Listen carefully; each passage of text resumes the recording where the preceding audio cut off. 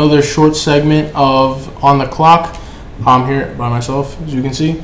And today we're going to talk about my trade deadline predictions. These are mine specifically. These are basically going to be ranked in 4 groups. We're going to see which ones are the most likely and the least likely to get traded, and then we're going to drop some dark horses. So let's kick it off. Okay, so the 4 shirt traded, these are the ones that I think are going to get traded 100%. 100%. We're going to start off with Cam Akers. I think Cam Akers gets traded. They talked about trading him, right? He's going to get traded. He's disgruntled. They're looking for players, and they need picks. So he's definitely gone. It's going to happen. And, he doesn't like his role. And unlike Elijah Moore, they find him expendable. I like his upside. He does have potential, and there are teams out there looking for running backs, hence the Bills, the Ravens, who just literally right now lost J.K. Dobbins for the next 4 to 6 weeks due to an arthroscopic knee surgery. And, there's going to be teams out there that need running backs, cheap running backs, because he's got a year and a half left on his deal. He's got the rest of the deal, not guaranteed, and it's $650K only that they owe him for that. That's sitting for that year, for this year. And then next year is like a $1.4 million, and that's it. A rookie scale contract, cheap, affordable, maybe costs you a 4th, 3rd round pick, maybe if you want to get really high, if you want to, talk about the upside. And he's valuable. I would say take him. I can see the Ravens going after him now that they need a running back. William Jackson, cornerback for the Commanders, he did request a trade about a week ago, saying that he prefers to be in a man coverage scheme. Commanders do run a lot of zone. You notice that.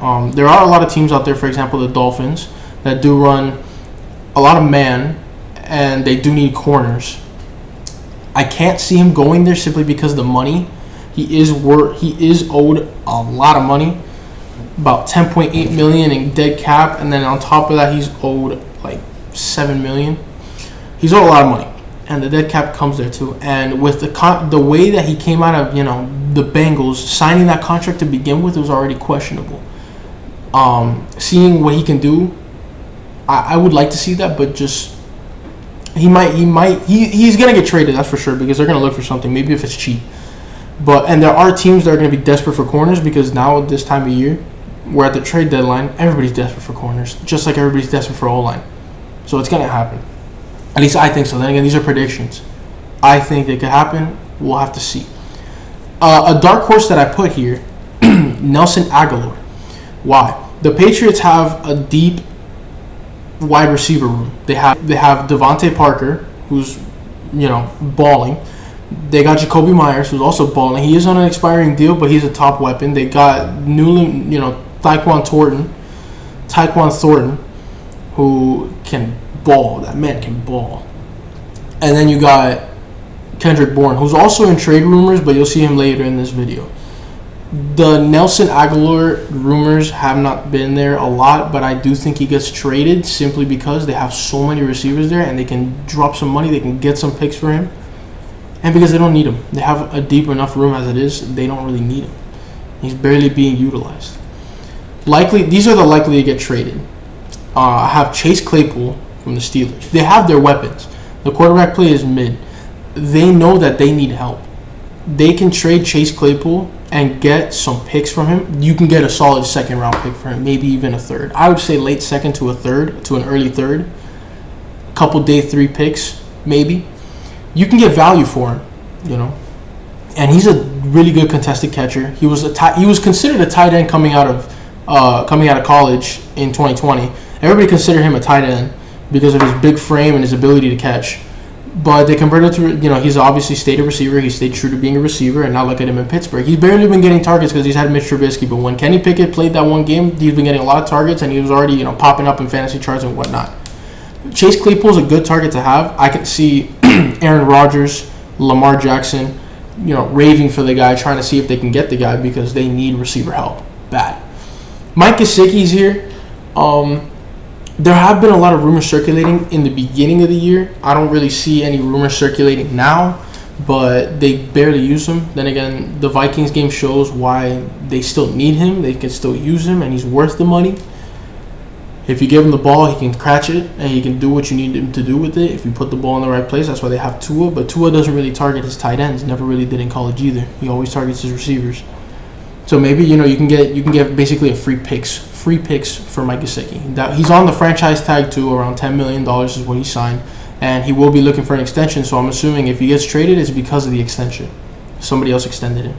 Matt Ioannidis is a dark horse that I have here. There's not a lot of talk. There is talk, but not a lot of talk about Matt Ioannidis being traded. He is a solid D tackle. He was there before. He was there in the trio with Daron Payne, Jonathan Allen, and him in the Commanders, formerly known as the football team, scheme. He was there. They moved him because he was the least valuable of the three, and I can agree to that. But he's a good D tackle. That doesn't, just because he's the least valuable of the three doesn't mean he's not a good D tackle. He can ball. He can get the job done. He can pass rush. He can run the ball. He can stop the run. And that's what some teams need. Some teams need D tackles. I can see him being traded because the need can generate the revenue, the picks. It can generate what you're looking for. Kendrick Bourne, I have here as likely traded. This is in the instance that they don't trade Nelson Aguilar. I think the Patriots trade one of the two. I think Nelson Aguilar is the most probable, but there is Kendrick Bourne, who's a much more polished receiver. Jimmy Garoppolo kind of put it out there. He's a good deep ball catcher, good contested catcher as we've seen. He can ball, and the Patriots have a really loaded wide receiver room, so I don't see why they keep both of them. Why not just keep adding picks and see what you can do with the picks. They do trade for undervalue. Sometimes I've seen Bill Belichick's really good on the defensive side of the ball. He did trade Shaq Mason, all-pro right guard, to the Buccaneers, to Tom Brady, for a 6th-round pick when that guy's easily worth a 3rd, maybe a 4th. He's a good player, but we'll see where Belichick values him. I have Clelin Ferrell here. You can say he's a dark horse simply because there hasn't been any rumors on him since last year and the beginning of this year. There haven't been any rumors on him, but Clelin Ferrell has upside. The Raiders couldn't show it because he's more of a I see him more of as an outside linebacker. One of those pass rushers on the outside as an outside linebacker. But then again, the Raiders have been using him in a 4-3, and it hasn't been working. Clearly hasn't been working. So he is a better pass rusher than he is a coverage guy, but it just hasn't been working with the Raiders, probably because the defensive schemes haven't worked for him. But the fact that he's had 4 years there, it hasn't worked, kind of means something. I think if you give him a new setting, maybe things can turn out. Maybe like the Lions or something, give him a new setting, see if things can turn out. But he can generate value to some teams that consider him having upside. If they see that he has potential, if I see that he has potential, I'll drop a 6th-round pick on him, compensatory or conditional 6th. But let's see what happens. That's a doubted one. That's why I put it at dark horse. Antonio Gibson. There's been a lot of buzz on Antonio Gibson, but not because people like Schefter, Rappaport, stuff like that have been talking about him. It's because now that they started Brian Robinson Jr., who amazing story. Now that they started him, they don't see Antonio Gibson as a valid option. They have McKissick also, who is a solid number 2, a really solid number 2. But Gibson, me personally, if I'm the Commanders, I keep him. Two running back system with him and Brian Robinson, or even throw him at receiver, who coming out of college, he could play receiver. People were talking about him being a receiver. Antonio Gibson is like Christian McCaffrey, but a lot less. He can catch the ball. He can run the ball at an effective rate, both of them. I see, some teams valuing that. The Commanders, why don't they value that? It beats me. I see teams valuing that. I think, me personally, if I were to predict him going to a team, it would be the Ravens or the Bills. I think the Bills should go after him right now. They clearly don't value him. Drop like a 4th and a 7th, a 4th and a 6th, maybe even a 3rd, and trade for him because he can help you out the backfield running better than Devin Singletary, better than Zach Moss, better than James Cook. He can catch the ball better than those 3. In case you're getting pressured, bam, Josh Allen has another avenue to throw to, which if you give Josh Allen weapons, we've all seen what he can do with those weapons. He's nasty. Like Romeo Santos says, he's nasty. So let's see what happens. I think he does get traded. I would put him in the guaranteed spot, but just because there haven't been any rumors about him is why I keep him here at likely traded. And Albert Okwebunam, he was talked about yesterday, the day before yesterday. They don't use him. They got Dulcich back, who didn't play the entire year. They had been using other tight ends. You barely see number 85 on the field, barely. And he's a young asset that has the frame, that has the speed, has the catching ability. He was a solid tight end coming out of Iowa. Iowa is, in case you didn't know, tight end university. But he's worth solid picks. I could see a fourth round, fifth round value for him. Something cheap, get him out of your roster, get him off the books, and have him prosper somewhere else, because clearly you're not using him here, and clearly your entire offense is struggling. These are the people that we should look into, or that team should look into. I wouldn't consider this a dark horse simply because they have been talking about him earlier in the year, but he decided he wanted to stay. I don't believe that. Roquan Smith. If he stays, it's because there's an extension coming. There's no way you get rid of a good linebacker like this one and just let him go for nothing. With a linebacker with this much value, an all-pro linebacker you have on your roster, full of mediocre players at best, you trade him for value. You can get. I have him as a first-round pick. I would trade a first-round pick for Roquan Smith if I need a linebacker. If that's the one last piece that I'm missing, I'm trading a first-round pick. If not, give me a Christian McCaffrey-esque, maybe take out the fourth-round pick, take out the third. One of the two. He's worth it. He's a solid coverage linebacker in a 4-3 scheme. That's where I see him playing, in a 4-3 scheme. You put him in there. The Lions, the Seahawks. The Seahawks, I don't know why, but they've been known for trading lots of picks for players like that, for defensive marquee players. The Lions need a linebacker. There's other teams out there that need linebackers. Roquan Smith would be perfect, and it could help the Bears kickstart their journey to protecting Justin Fields, because getting another quarterback is not going to solve you the problem, but that's going to be for another video. David Montgomery here. David Montgomery is a solid running back. I like him as a running back one for the Bears. He is the running back one for the Bears, but Eberflus doesn't think so. The more years that he has progressed in that system, the more years that they have not used him. They've used him a lot less. Khalil Herbert has been the number one option for, not the number one, but they've been using him a lot more. And he's due for an extension. He's going to want some money. Probably won't. The Bears probably won't pay that since they're going into rebuild mode. So, I propose you trade him. This is why I'm saying you should look into it. They're probably not going to get traded, the majority, if not all of these people, but you should look into them. You can get some value off of him. You would have to sign him to an extension because he does want that contract. But it's worth it in my opinion. David Montgomery can run the heck of the ball. He's a surprisingly good pass catcher.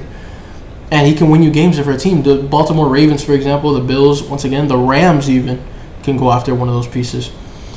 Denzel Mims, the case on Denzel Mims, he has been rumored around trade talks. He did want to trade out. Have we seen him on the field? Barely, if not any. They don't want to trade him. They're not going to. I don't know why Joe Douglas, GM of the Jets, is so reluctant to trading him. You can get some. People clearly value him. Get something out of him. It helps you get them out the books, and it helps you upgrade in the draft. It's a win-win. People upgrade on receiver, hence the Jets, hence the Bears, stuff like that, who are receiver needy, get some value off of him. I just don't know why they're not trading him. Kareem Hunt. Kareem Hunt did earlier in the beginning of the season talk about wanting an extension, and the Browns said they would not accommodate. He wanted a trade, and the Browns said they would not accommodate. I think now's the time to accommodate because he wants a bag, and he deserves a bag. But the Browns don't have the money to give him a bag because they gave it all to Deshaun Watson. $230 million guaranteed is ridiculous, ladies and gentlemen. Ridiculous. But it is what it is. I think you can get value off Kareem Hunt. Second, maybe third, depending on what people think about his legal history. He's a good running back. Number two, though. He would be the number one if it wasn't for Chubb, because Kareem Hunt is that guy. He's good. He's just as good as he was in Kansas. I think somebody should invest in him. A team that's one piece away, that's a running back away, hence the Ravens, the Bills. one running back away, get him. Get him. Even if you don't re-sign him. The Bills, maybe, if they don't re-sign. The Bills can trade some picks, get him, you got the Super Bowl. If you lose the Super Bowl, that's on you. But you got the Super Bowl basically in the bag because you have a threat on every side of the ball. The Brandon Cooks. This is an interesting one. This is one of my dark horses.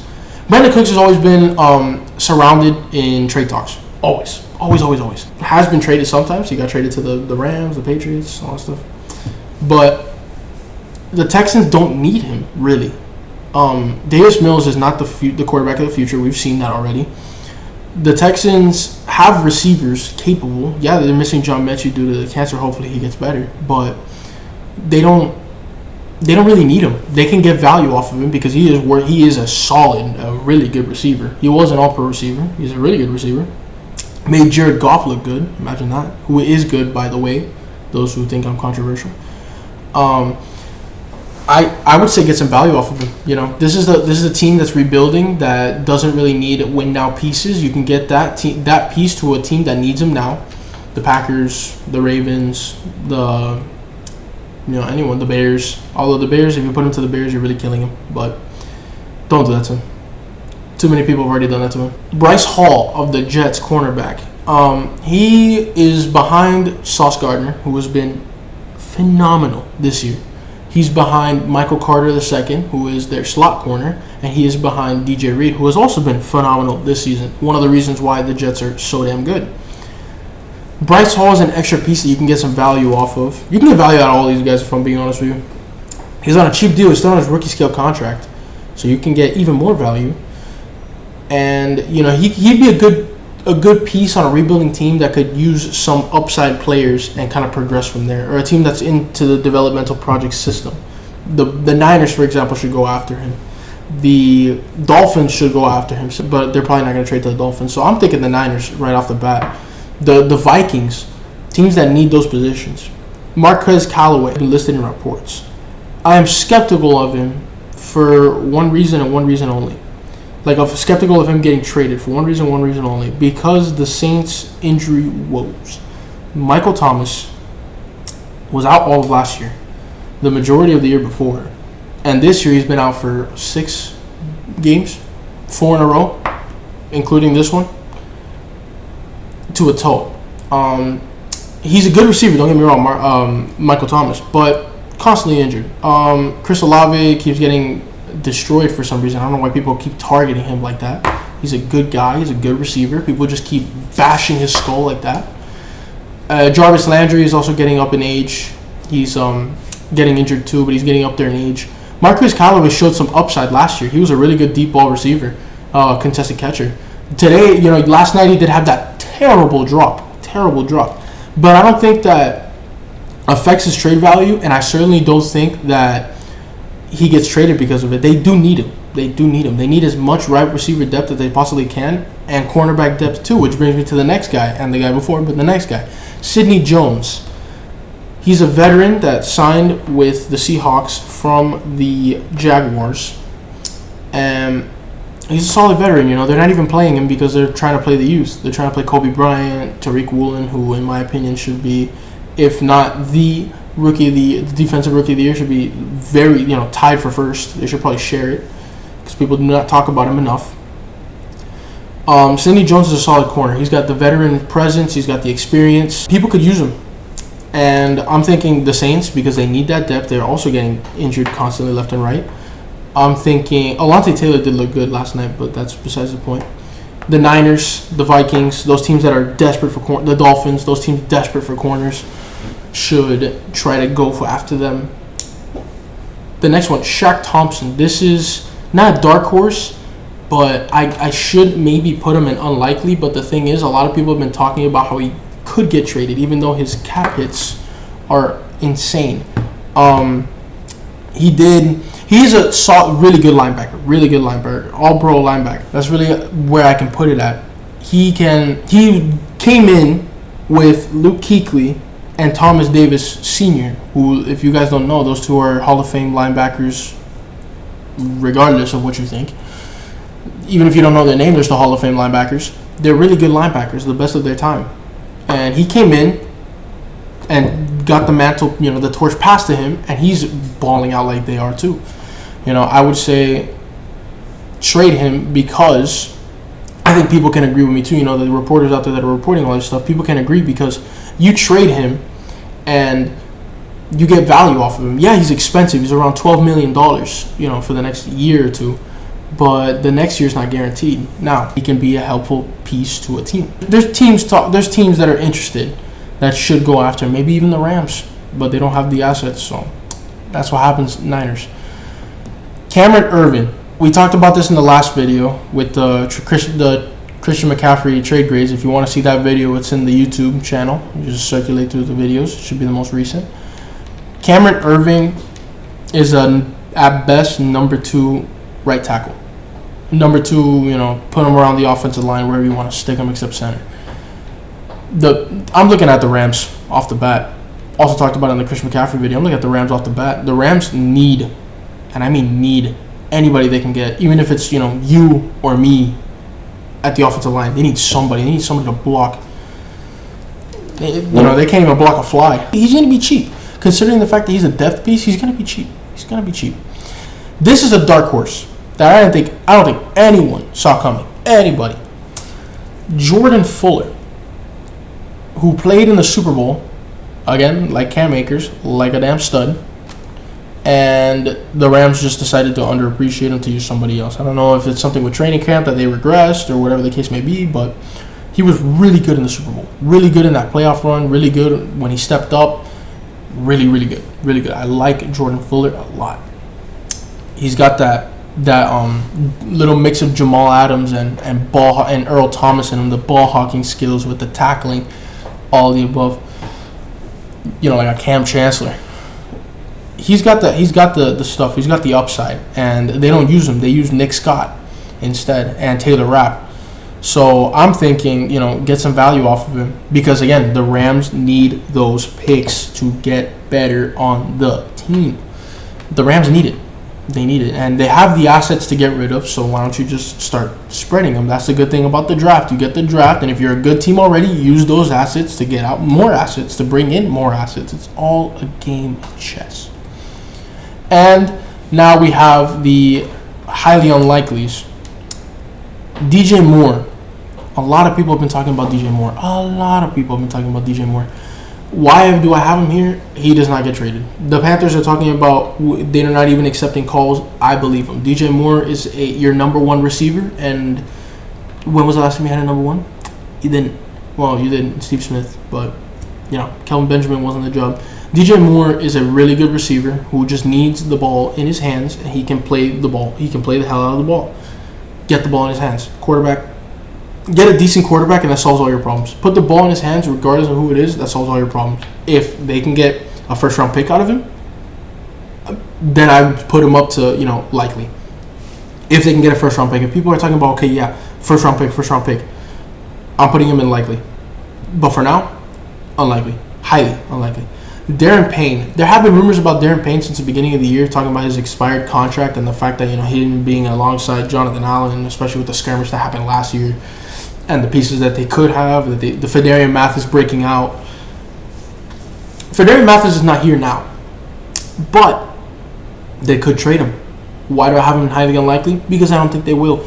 They're hell-bent on the fact that with a decent quarterback, they can win. They can make it to the playoffs. They can win that division. What do I think? I think that's true. I think if they get a good quarterback, not a Carson Wentz. No. We're talking about a Derek Carr. Something like that. I'm not saying they're going to get Derek Carr. I'm saying something like similar. They need a quarterback that's good enough. That's good. They should have got Jimmy Garoppolo in the offseason. Why didn't they do that? I have no clue. But they should have gone a quarterback. If they can get a quarterback that can win you games, they have the weapons. They have the defense. Maybe even the coaching could be the problem. I don't want to blame Ron Rivera because I think he's a good coach. But let's be honest. If the coaching is the issue, the coaching is the issue. And there's no way around it. And I'm going to keep it a stack. If he's the issue, why is he still there? If you know he's the issue, why is he still there? But if they get a quarterback, they win games. That's why I think Darren Payne. Now, if they don't want to extend him, if they go out in public and say, no, we're not going to extend him, because he's playing on the 5th-year option right now, if they don't want to extend him, likely. Or maybe even should look into. But yeah, I think they're not going to trade him. That's why I have him there. Kenny Golladay. There have been talks about Kenny Golladay. They haven't traded Kenny Golladay, and they won't trade Kenny Golladay. That's why I have him here. Why is that, you ask? Because Kenny Golladay, people see him as dropped off. People see him as injury prone, which is the case. Dropped off? I don't think so. There's no way you go from breaking out insanely 2 years in a row in Detroit to coming here to the Giants with Daniel Jones, who's been looking a good quarterback, like he can, retain his spot on the roster, to having him as quarterback and becoming absolutely nothing. I don't see that. I think it's just the injury woes and the fact that they paid him so much money, which was kind of worth it, coming to think of, the fact that he was really good. About this, assuming he brings the skill set here, and now he's not really good. So, and the fact that he's owed a lot of money. He's owed a lot of money. Dead cap, cap hits, a lot of money. Save it. Let the Giants deal with their pain. Maybe he can break out for the Giants eventually. Who knows? Maybe it's just a health problem. Jonathan Abram. The reason why I put him safety and linebacker is because I think he can play the linebacker just as good as he can play the safety. I think that they don't use him. They use Morig and Duron Harmon. They don't use Jonathan Abram, which me personally, I would use Jonathan Abram. Whether it's safety or linebacker, use him somewhere. But the Raiders simply don't use him. Means they probably don't like him. I would trade for him, but I don't think they trade for him because they could maybe see the upside, and because normally some of these trades, they should be traded. But trade deadline really never has any traction. It's always in the offseason where all these things start coming and piling and stuff like that. I don't think they trade him, but I think he would be a perfect piece because then you could just move him around when you draft a piece. Now I'm talking middle linebacker, I'm talking a pass coverage linebacker, just like a pass coverage safety. Kind of like a Jamal Adams. He can also play the linebacker, but they put him at safety instead. Kind of what that reminds me of. D'Ernest Johnson. The reason why I put him here is because he's a lot cheaper than Kareem Hunt. If the Browns are going to trade a running back, they're trading Kareem Hunt because D'Ernest Johnson is cheap and can still run the ball effectively. We saw it last year when he had those breakout games. We see it, it's happened, and I think they confide in that. I think they trust it. Darius Slayton, the reason why I put him, he was in trade talks earlier in the year. People were targeting him, stuff like that. But the reason why he's here now is because the Giants got injured at receiver, just like the Knicks did, and he's done. He's not done. He can ball. They had injury woes, right? They're stuck with injuries. Sterling Shepard snapped his ACL on the turf. NFL changed the turf. The Kenny Golladay sweepstakes always going wrong. Kadarius Toney is always getting, in the mix-up, which he should be on this list, but he's not on this list because people aren't talking about him anymore. All injury woes that are happening in New York, Darius Slayton has stepped up. And for that reason, he's not going anywhere. If anything, he's getting extended. I can see them trading somebody else. Not Kadarius Toney, but I can see them trading like Sterling Shepard when he comes back in the offseason. Kenny Golladay maybe in the offseason. That'll be another video for the future video. And yeah, Elijah Moore's here because the talks have recently sprung up now. And no, he's not getting traded. The Jets aren't going to trade him. It's been a year, and he's already complaining. I guess I can see where that comes from, but at the same time, he's not going to get traded. He just needs time to assimilate. If anything, if you don't get targets this year, you'll get them next year. You work around the playbook. You be like, okay, you work out with the coaches. You negotiate, and stuff happens. It happens all the time. Brian Burns. Brian Burns was going to be my dark horse pick, but then everybody started talking about him. He's not getting traded. He's the best player on that Panthers team by far, and he is their future cornerstone. And if I'm not mistaken, they will if they haven't already extended him because he's that nasty. He needs somebody else on the other side to help him out. He's too valuable for any team to give him. I don't think any team gives him 2 first-round picks. If they give him 2 first-round picks in a second, I'm trading him. But I don't see any team doing that, so that's why I leave him here. You got Robert Quinn now. Robert Quinn, the only reason why he's here, he should be traded. The Bears are destroying him. I mean, he's just old too. The reason why he's not being traded is because he's expensive as hell. He hit his career high 18.5 sacks, which is crazy. But he's inconsistent. He's not going to do that again. This year hasn't been showing that. Here is the meat of this video and the dark horse of this video, like the dark horse of the video. Josh Jacobs. No one has talked about Josh Jacobs. Why? That's actually a good question. I never agreed with the Raiders not giving him the 5th-year option. He's a top 5 running back right now. I don't care what you say. You can argue top 5 running back. Top 7 maybe. But you can argue a top 5 running back because Derrick Henry's been underperforming.